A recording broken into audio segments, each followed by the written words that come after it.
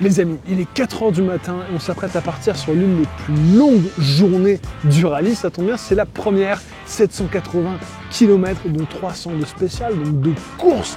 Il va falloir mettre du gros gaz, un terrain qui s'annonce chaotique et de belles épreuves en vue. On va tout de suite se préparer, on y va.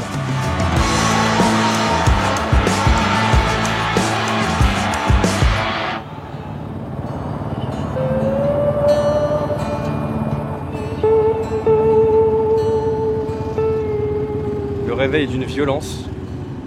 Faut savoir que les réveils de Paul, c'est genre, tu vois le klaxon d'un TGV, c'est la même chose. Il m'a réveillé en sursaut. Là, on est prêt au départ, je l'attends comme d'habitude. On change de bivouac, donc fallait envoyer le sac en amont, etc. J'ai totalement oublié de prendre un slip propre. Du coup, j'ai le slip de la veille que j'ai retourné. Je réalise enfin la légende, la blague ultime. Et ben, je le fais en vrai. Je retourne le slip pour qu'il soit propre. Maintenant, on va se mettre en route, parce que je pars dans 10 minutes. Et puis là, on part sur plusieurs centaines de kilomètres avant de commencer enfin la zone qui est rigolote. Je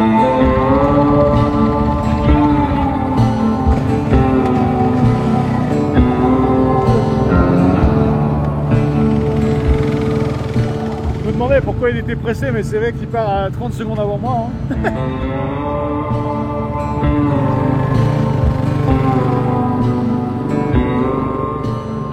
C'est vrai que cette journée a commencé par une belle liaison. Putain, c'était long. Interminable. Heureusement, tu avais prévu les petits coussins Décathlon pour le fessier. Moi, j'ai fait la grossière erreur de le retirer 100 km avant l'arrivée et j'aurais pas dû.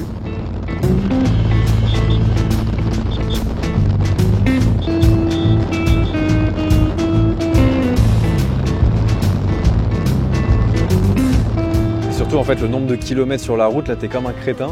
Sur ta vieille autoroute, on s'est arrêté 3 fois pour pisser, je crois. On est en train de se dire on va être en retard.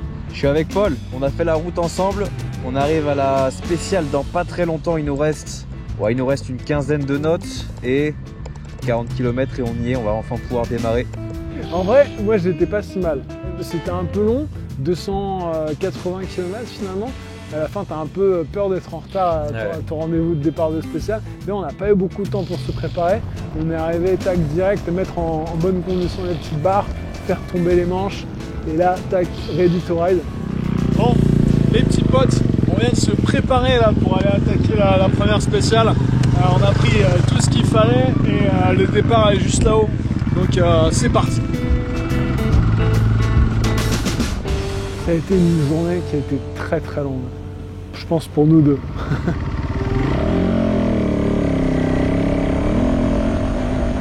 Dès le kilomètre 30, donc t'as ce départ horrible où déjà je cale au moins 2 fois dans l'espèce de montée de cailloux naze. Et après t'as cette longue ligne droite avec les rochers. Et t'as un mec devant moi, un espagnol, et qui se traîne un peu les pieds. Donc je me dis je vais le rattraper. Et puis je vois qu'il me met trop de poussière, donc je me rappelle de Manu qui dit se calme, c'est un rallye, tu le dépasseras quand il y aura une occasion. Du coup, step en arrière. Et là dans la navigation je suis vachement bien, genre j'arrive vraiment à naviguer bien en avant, je roule bien et tout. Et je me prends un espèce de petit caillou, gros caillou, sur la roue. Et ce truc qui te fait vraiment sauter la moto gauche-droite, je rattrape, je stabilise la vitesse peut-être vers 20 km/h. Et là, nouvelle pierre qui m'achève la roue avant. Et je fais un remake du prologue où je pars en galipette par-dessus la moto, tu vois. Du coup, l'airbag qui se déclenche, donc là je suis énervé. J'ai pas de chance. Je me prends une boîte, je sais pas d'où ça sort, ça déclenche l'airbag. Je remonte sur la moto, je fais 1 cm, ma roue se bloque donc je pose avec la moto mais au ralenti, deuxième déclencheur d'airbag.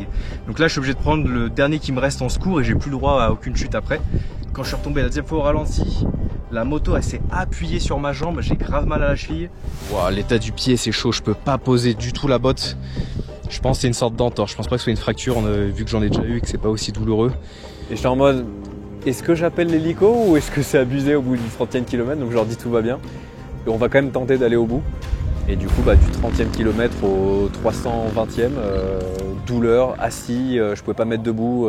Je te cache pas que pareil, je me suis mis 2 grosses chaleurs. Je me suis fait déporter sur des cailloux, j'étais à 2 doigts de vraiment faire une belle chute en plus. À partir de là, je me suis dit, ok, c'est quoi, je vais la jouer cool, je vais jouer sur la navigation. Je faisais une bonne nav et d'un coup, j'ai pas su interpréter un dessin parce qu'aujourd'hui, c'était vraiment la découverte, si vous voulez, des oueds, des rivières à traverser, des rivières à sécher.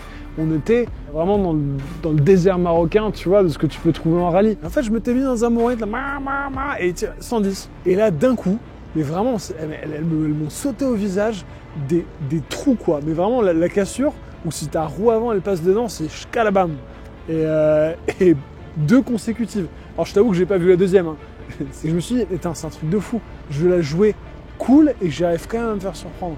En fait, c'est ça qui est super dur, c'est rester concentré pendant 300 km. La journée d'aujourd'hui, c'était 4h du matin jusqu'à 17h30.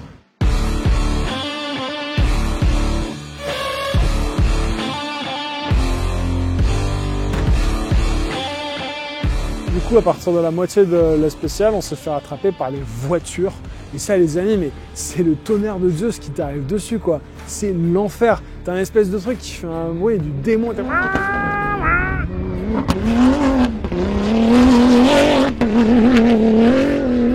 Et ça te soulève un nuage de poussière. T'as l'impression qu'il y a une tornade qui arrive.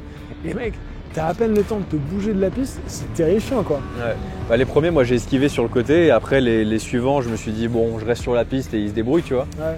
Et à un moment donné, il y avait un passage où tu n'avais pas le choix de rester sur la piste parce qu'à côté, ça remontait et puis tu avais des cailloux. Et le gars, il force, mais je peux rien faire. Donc moi, je reste sur mon côté et je sens sa roue qui soulève ma botte et qui la réécrase derrière, tu vois. En fait, le désert, c'est vraiment... c'est vraiment pas fait pour rouler à 140, quoi. Ouais. Tu vois ce que je veux dire? Du coup, j'arrive à l'arrivée, je me suis dit... j'ai vraiment pas mis de rythme, je l'ai joué tellement cool que je pense qu'il a dû me mettre 25 minutes. Et là, j'entends une moto qui s'arrête derrière moi. Je me retourne et je te vois toi. Et là, tu m'annonces la bien mauvaise nouvelle que tu vas devoir serrer les dents. Parce que tu vois, comme c'est pas cassé. Ça repart. Et ben ça repart, dommage. Et ils ont annoncé que ça allait être sable, trialisant, donc que des trucs où il faut être debout et je peux pas rester debout. Force et honneur. Il m'a cassé.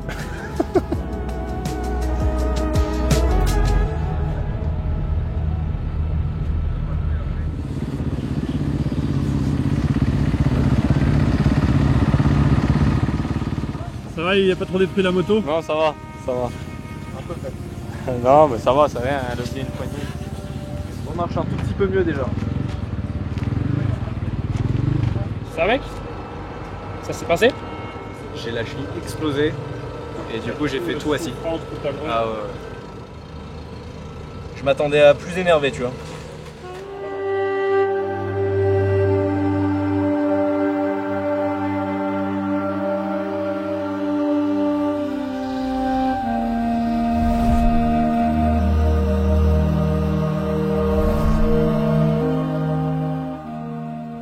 C'est vachement sympa, hein, t'as vu, t'as tous les petits tapis, on n'est pas dans la poussière de merde comme dans les tentes. Et non, c'est cool. On va reprendre des forces pour réparer cette cheville et remettre la pété à Paul demain.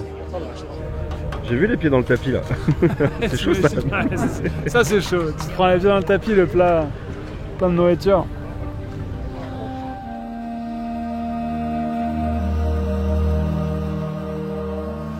Les amis, pensez bien à vous abonner pour ne pas louper le stage 2 qui s'annonce encore plus fou avec cette fois des dunes, des portions très réalisantes. C'est la première fois qu'on va naviguer dans les dunes, mais la vraie question c'est est-ce que Clément arrivera au bout de cette nouvelle épreuve? Parce que je vous le rappelle, il faut qu'on finisse le rallye, donc qu'on ramène la moto et le pilote dans leur intégrité physique la plus complète. Bon, je vous dis à demain. Allez, ciao!